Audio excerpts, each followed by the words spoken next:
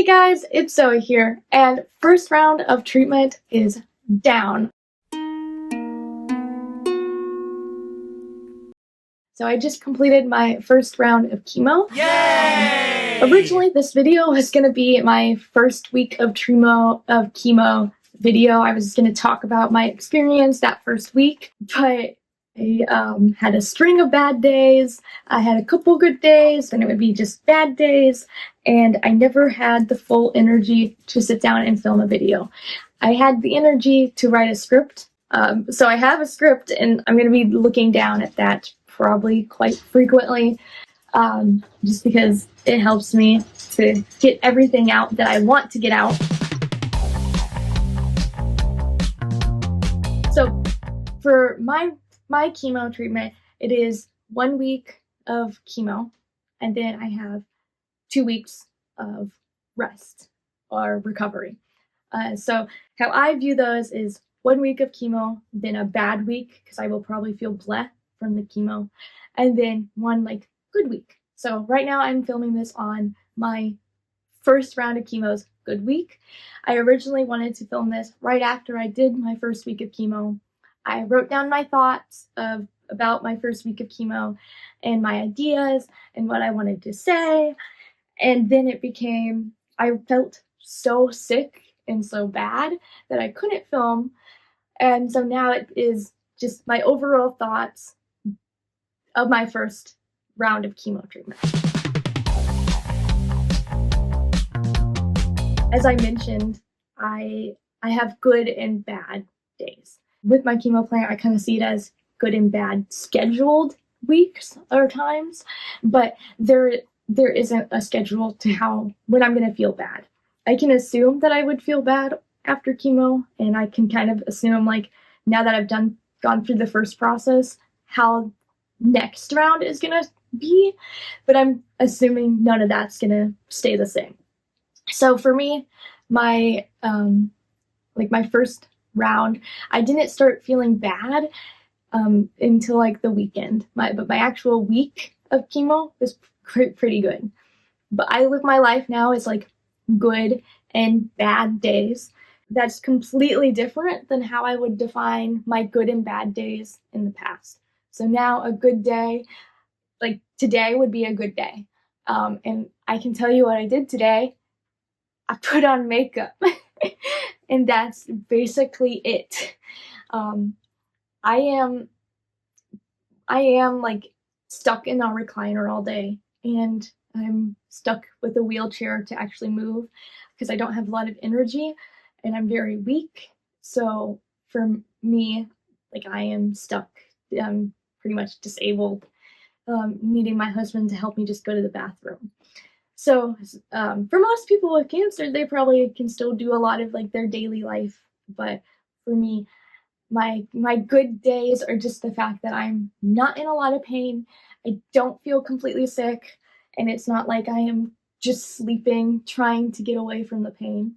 My bad days are the days where I just feel awful. I feel very sick. And by sick, I mean I'm in pain. And I'm nauseous. I haven't been too nauseous, but I have been getting really bad migraines that make me nauseous.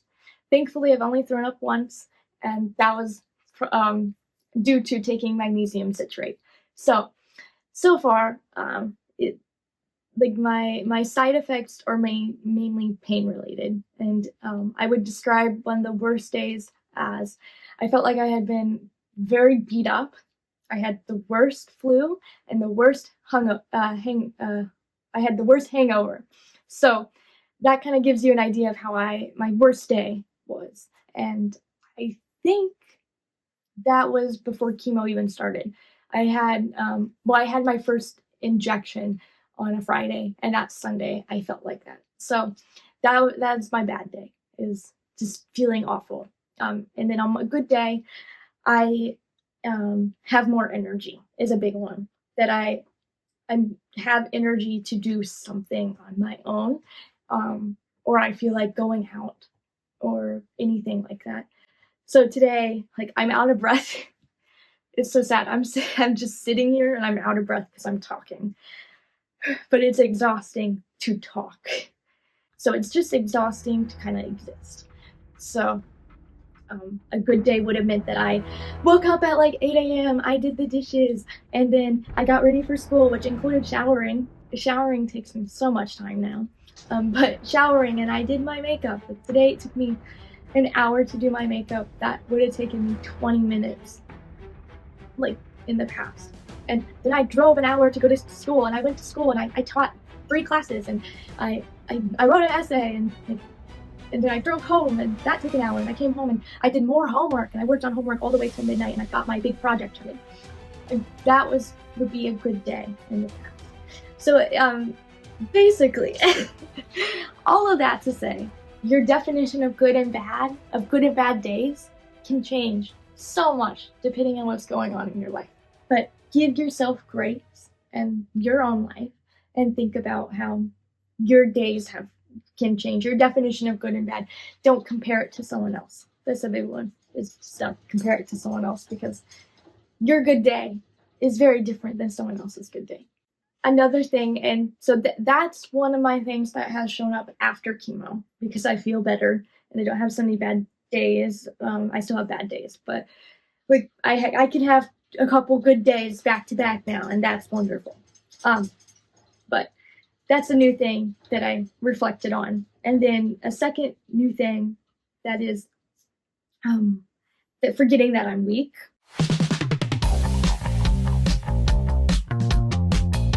Like I've mentioned, I'm stuck in my recliner all day, pretty much, because I get exhausted so easily.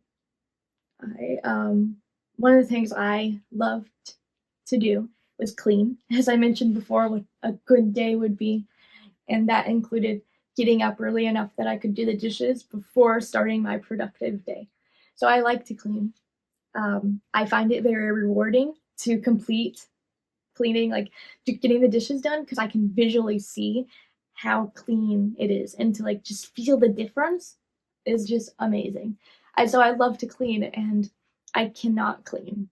And I'm very, very grateful for having a husband, and for my husband to be so wonderful to be able to do things like that and take over chores that I can't do. But it makes me very sad that I can't do that, because I would love to clean. I love doing chores like that, doing the laundry, cleaning, but I can't. And then, so like I know if I was home alone, one of the first things that I would very quickly end up overexhausting myself on would be trying to pick up trash. In fact, that was one of the things I did, while trying to figure out if I was sick, like what I was sick with. One of the days that I was home alone, I ended up cleaning, but I didn't have the energy to clean. So I was like scooting on a chair. I was on a chair scooting around the house trying to pick up stuff, because that's how much I like to clean. But I forget that I am that weak. So it's not so much, because thankfully my husband is able to be home with me right now, and Corbin's amazing, and being able to have him here with me is great. So he keeps me from being able to clean. But if I was home alone, I would be trying to clean. But I do forget that I'm weak. So I'm not trying to clean necessarily, but I do forget that, like, I feel like very often I forget that I'm weak, and that I struggle. So like if I'm just like getting up in the morning, struggling to get in the wheelchair by myself, I'm like, oh yeah, I am weak. I get exhausted easy. I was thinking about going to see one of my friends for lunch, and I was like, okay, Corbin can just drop me off and I can go see my friend. But I forget that I'm in a wheelchair, so he has to help me get into my wheelchair, he has to push me into the restaurant, and I have to be put in, and I just forget that I am that weak that I can't do that. I keep thinking that I can. So that's just the other thing. I think I just have not really taken on the identity that my body is weak. But my body is weak. That does not mean that I am weak, and I feel very strong right now. And I think like feeling strength, like, I feel very strong that my body is fighting cancer. And my body is doing a very good job at fighting cancer thanks to everything that the doctors are giving me. And so I think maybe that could be it as well. But it's something that my mind is struggling to get used to. So those are just two thoughts that I've had more recent. Also, I am becoming, as you can see, I'm using an iPad to keep track of thoughts that I've had. And I am becoming an iPad girly. Like, I love this thing. I love my iPad. So amazing. I got it in purple. If you can't tell, there's a little purple theme going on. Purple has become like my favorite color because it's our wedding colors, and amethyst for the engagement ring. But I am becoming an iPad girly. iPads are great. I wish I was sponsored. Apple sponsor me. But iPads are great, and it's very great for being stuck in a recliner all day. So that covers kind of like the thoughts that I've had more recently. But one thing that I've learned is that the Apple Watch, if you move to the fact that you move to saying that you're in a wheelchair, it will say at the 50-minute mark, instead of it's time to stand, it's time to roll. And I think that's pretty comical. So there you go.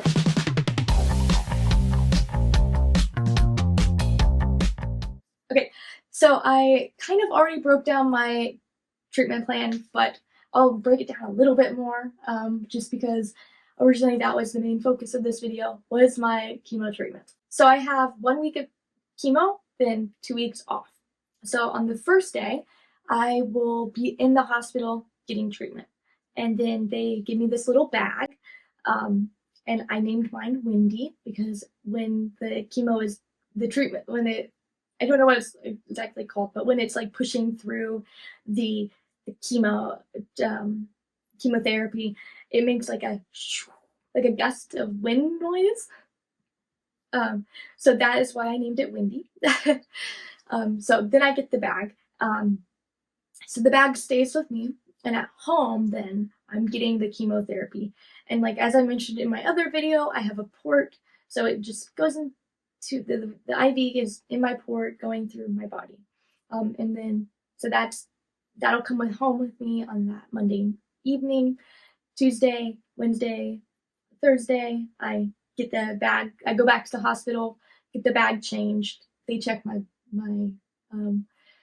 blood levels. I can't talk.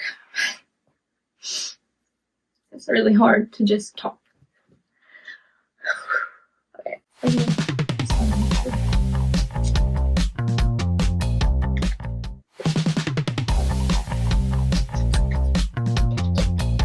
So water is like my new favorite drink, by the way. But Ensure Plus, is amazing.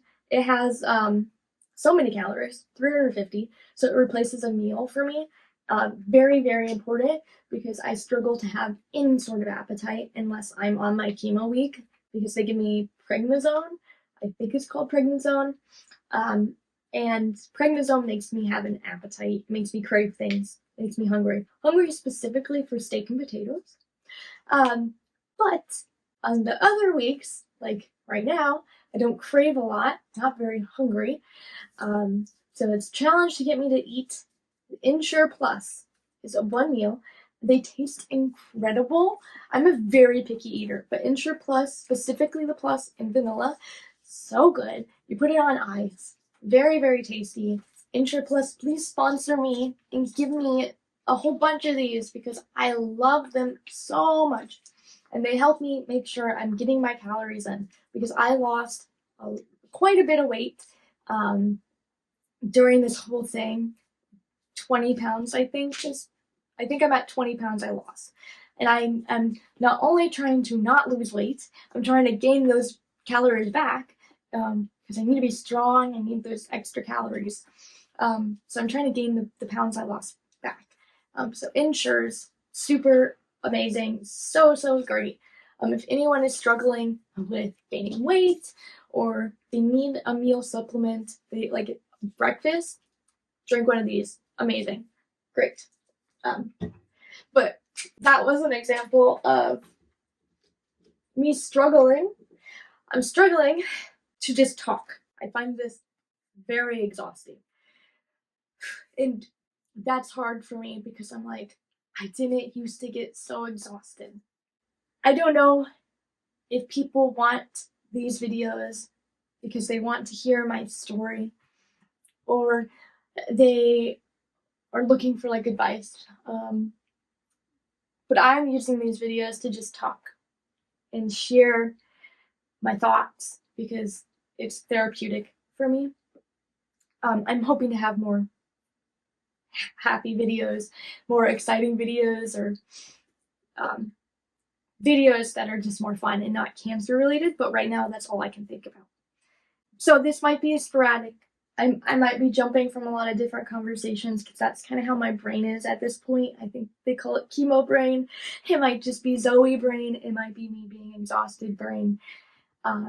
But it might be kind of all over the place because I know I was talking about my treatment and then I got emotional because I'm struggling to talk and get this video done and I'm just like not even halfway through the thoughts I wanted to say. But that's just me right now.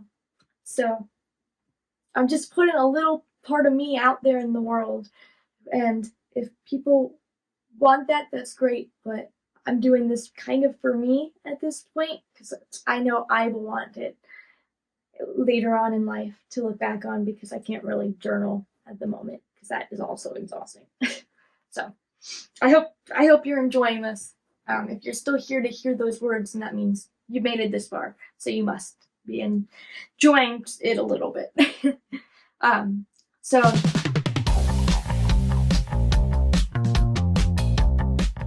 I get the pump changed out on Fridays. I have another long treatment day where I'm in the hospital, and then I'm done.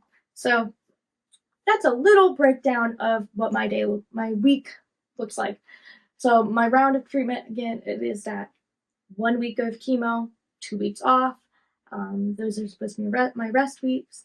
On that 1 week of chemo, Mondays and Fridays, I'm in hospital getting treatment. All the other days, I'm taking home a bag with me, and that is my treatment. I get to be home, other than I have to go to the hospital for them to check my blood. So relatively easy and simple. My plan might change depending on how things go, but pretty simple, easy, and kind of a routine, even though cancer doesn't really have a routine. But this is my job now, is cancer. So that's my job. That is what my work life looks like. It's hard to have work-life balance right now, because it's always on my mind, which is kind of rude. But if you want a more technical explanation of what is going on treatment-wise, go check out my GoFundMe. The link will be in the description and the comments. My husband, Corbin, does a great job giving updates, giving the more technical side of things. I just show up. I don't have the capacity in my little brain to figure out what I'm on, what I'm taking, and all that good stuff because I am focused on crushing it, fighting the cancer. But if you want more technical things, go to him, not me. So, okay, that is my treatment, and that was one thing that I really wanted to say in the video about my chemo.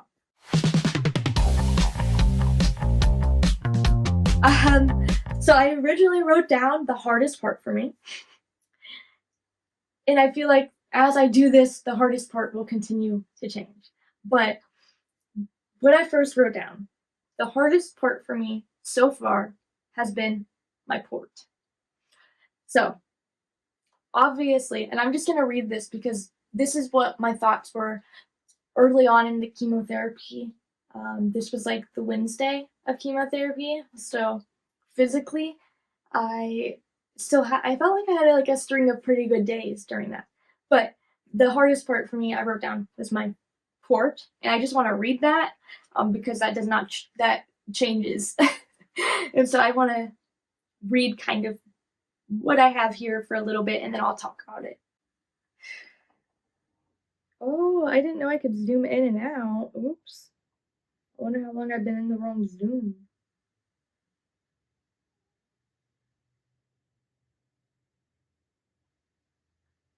Oops. Okay. So, the hardest part for me so far has been my port. Obviously, like, I have cancer, so cancer is hard. But one of the hardest mental struggles has been my chemo port. Surgery scared me, and that was rough. But they put me under, so it wasn't as bad as I thought it would be. However, when my husband took off the bandage that was covering my port, I had a panic attack. And then when they used it for the first time, I was still very anxious. I talked with my nurse, and I worked on controlling my breathing, and having my husband helped me calm down. But I still get very anxious every time they try to access my port. And the port is very difficult for me. I think you might be able to see the scar maybe on my neck. Something about having something foreign in my body really freaks me out. I don't know if I would say it's the hardest thing that I have going on. But the port definitely is something I struggle with. It is something that like everyone will have to get if you're going through cancer treatment for the most part, if you're going to do anything with the IV and they're going to regularly access you. So I posted on the first day of treatment when I was getting my, I always say it wrong. I always say bilirubin. No, that's not it. So okay. I posted about on my first day of treatment. They put it through my actual arm, an IV, and that was Rotuxin. I don't know what it's called. Again, go to GoFundMe for the technical thing. They put it through my arm, and I still have. I don't know if you can see. I have like little bumps in areas where they have poked me. They have poked me so many times. I hate needles. I hate giving my blood. I hate getting poked. I hate injections. I hate shots. I hate all of it. But so what the port does is it's in here, and it's so that way they stab me in one place. One needle goes into the port, and they access me up here, right near. I think it's the heart exactly. But they put it there, and pretty much anyone who is going to go through a type of treatment where they have to access in a vein very often, a port makes a lot of sense because then you don't have to be stabbed over and over again, and it's simple. So I am very grateful for the port because I only have to be poked once a week now. They poke me on Monday, and that lasts for the entire week. I don't have to be poked again, and that is very nice. So I only have to be anxious for the beginning and the end. I'm very, very grateful for. But that's not the hardest part. The hardest part, the biggest thing that has been the worst for me, because I hadn't done this yet when I wrote this. I wrote that maybe Wednesday of chemo week. I think it was the Friday. I had my, what is it called? The bone marrow biopsy. That was awful. And I'm trying to forget what it felt like because I'm going to have that done again. I don't want to remember. But the bone marrow biopsy was by far awful. Worst thing that I had to do. And I don't want to do that again. Okay, so moving on to the next one. Life can feel so normal. And this was especially true during chemo week. At this point, I've been home because it's not safe for me to go out that week after chemo. Chemo week and the week before chemo is the safest. So I don't feel that normal right now. I've been home and I haven't done a lot. So life doesn't feel so normal right now. But during chemo week, life does feel pretty normal. Other than the fact that I have a bag of my chemo with me. But we went to Target, we went to Home Depot, and I just have chemo in a bag, and my husband is pushing me in the wheelchair. and I can feel normal. I can forget that I'm sick, but then I get home, my pain medicine wears off, I get exhausted trying to do just talking, and I'm reminded that I'm sick. And that part between going to Taco Bell and sitting down at a restaurant and eating and feeling so much like I'm normal, even though I'm different, I'm still normal, versus when the pain medicine wears off or I'm trying to talk and I can't, I'm running, I'm running out of breath almost. Like right now, I remember I'm sick, and those the juxtaposition, I hope I'm using that word right, is difficult. Um, so that's a thought that I've had. Another thought is John Green's book, The Fault in Our Stars, is very accurate. If you have someone who is diagnosed with cancer, or you know someone who is diagnosed with cancer, do not watch the movie. Worst decision I could have possibly put us through is watching the movie, The Fault in Our Stars. Bad decision. Very, definitely do not be me. That was a bad decision. But John Green is very accurate in the description. And so I wanted to talk about how Augustus explains his PET scan as lighting up like a Christmas tree. So I had a PET scan, and it lit up like a Christmas tree. I'm very fortunate because when Augustus was explaining like his PET scan lighting up like a Christmas tree, his is fatal. Spoiler. I'm about to spoil The Fault in Our Stars. Very old movie though, so and book. So if you don't know the ending, I'm sorry, but spoiler. Augustus does die, and so when he's describing his, it is fatal. I'm very fortunate. I have non-Hodgkin's lymphoma.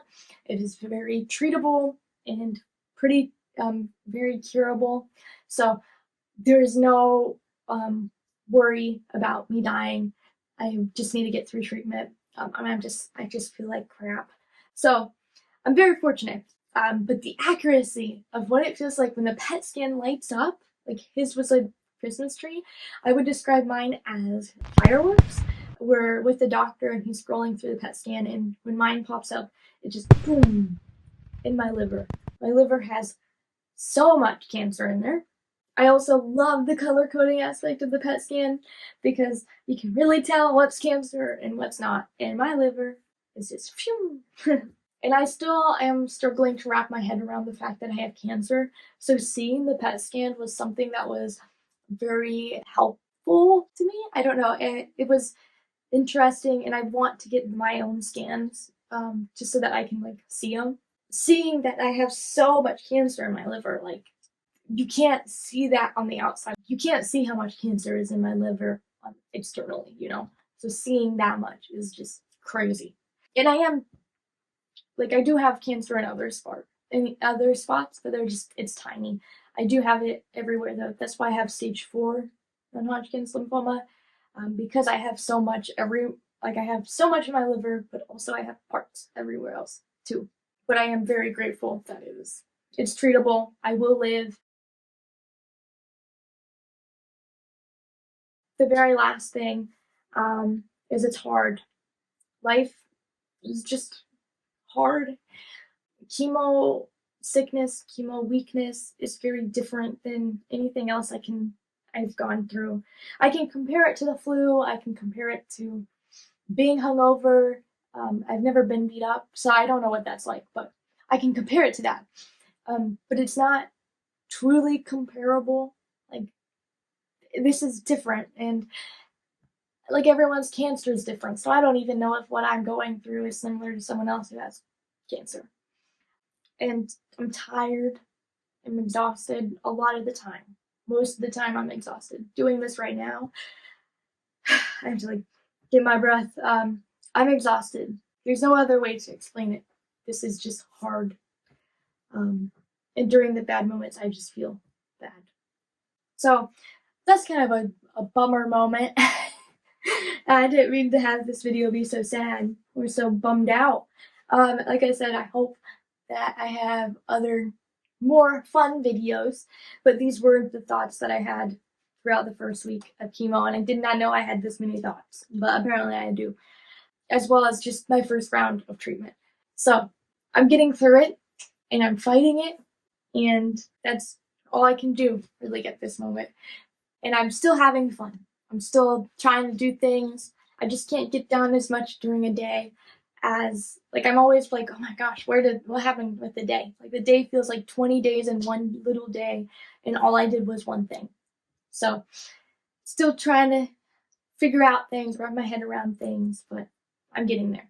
Hopefully we can get some more fun videos out, like playing video games or anything like that. But until next video, stay awesome.